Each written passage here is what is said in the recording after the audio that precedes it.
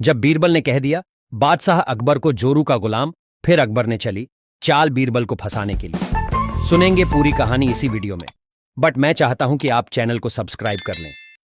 एक बार की बात है, राजा अकबर व बीरबल दरबार में बैठे थे, कुछ अहम मामलों पर चर्चा कर रहे थे।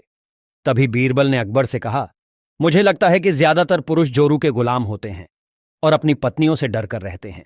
बीरबल की यह बात राजा को बिल्कुल भी पसंद न आई। उन्होंने इस बात का विरोध किया। इस पर बीरबल भी अपनी बात मनवाने पर अड़ेज गए। उन्होंने राजा से कहा कि वे अपनी बात को सिद्ध कर सकते हैं, मगर इसके लिए राजा को प्रजा के बीच एक आदेश जारी करवाना होगा। वह आदेश यह था कि जिस पुरुष के अपनी पत्नी से डरने की बात सामने आएगी, उसे दरबार में एक मुर्गी जमा करानी होगी। राजा बीरबल की इस बात पर तैयार हो गए। अगले ही दिन प्रजा के बीच आदेश कराया गया कि अगर यह बात सिद्ध हो जाती है कि कोई पुरुष अपनी पत्नी से डरता है, तो उसे दरबार में आकर बीरबल के पास एक मुर्गी जमा करवानी होगी। फिर क्या था, देखते ही देखते बीरबल के पास ढेरों मुर्गियां इकट्ठा हो गईं और सैकड़ों मुर्गियां महल के बगीचे में घूमने लगीं। अब बीरबल राजा के पास पहुंचे और बोले, महाराज, महल में इतनी मुर्गियां इकट्ठा हो गई हैं कि आप एक मुर्गी खाना खोल सकते हैं, इसलिए अब आप इस आदेश को वापस ले सकते हैं।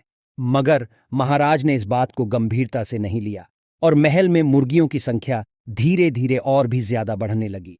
इतनी अधिक मुर्गियां महल में जमा हो जाने के बाद भी जब राजा अकबर बीरबल की बात से सहमत नहीं हुए, तो बीरबल ने अपनी बात सिद्ध करने के लिए एक नया उपाय निकाला। एक दिन बीरबल राजा के पास गए और बोले, महाराज, मैंने सुना है कि पेडीढोस के राज्य में एक बहुत की खूबसूरत राजकुमारी रहती है।